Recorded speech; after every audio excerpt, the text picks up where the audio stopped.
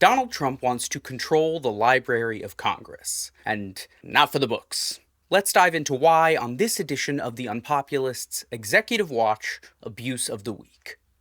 2 weeks ago, Trump fired Librarian of Congress Dr. Carla Hayden, claiming it was necessary due to concerning things involving DEI initiatives and inappropriate books for children.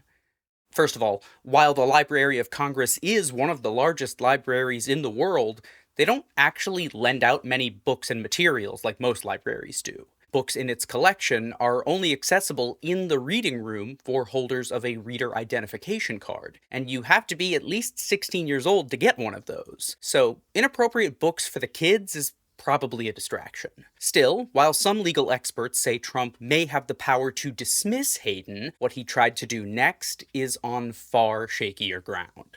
Almost immediately, Trump announced he had already appointed a permanent replacement, Deputy Attorney General and his former defense attorney, Todd Blanche, a loyalist with no background in archival or research work.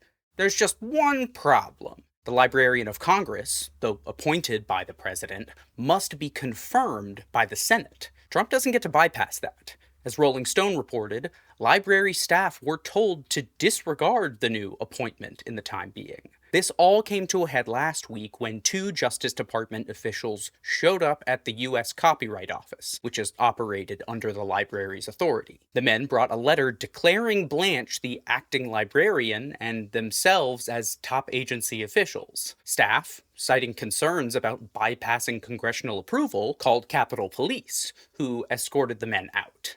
Why does any of this matter? Well, because the Library of Congress isn't some room full of dusty old books. It's a vital part of the legislative branch. And one part that is of critical importance is the Congressional Research Service, or CRS, a nonpartisan think tank that produces confidential legal and policy research for lawmakers on everything from impeachment to foreign lobbying. Installing a loyalist opens the door to political espionage, using legislative research against legislators. And this fits a larger pattern. DOJ has already been centralizing sensitive government data, gathering as much as possible with as little oversight as possible. This creates a massive vulnerability for abuse, surveillance, and retaliation, which is especially troubling between co-equal but independent branches of government. It's a power grab disguised as bureaucratic housekeeping. That's your Executive Watch Abuse of the Week. To stay up to date with all executive overreaches and view the full archive, subscribe for free at theunpopulist.net.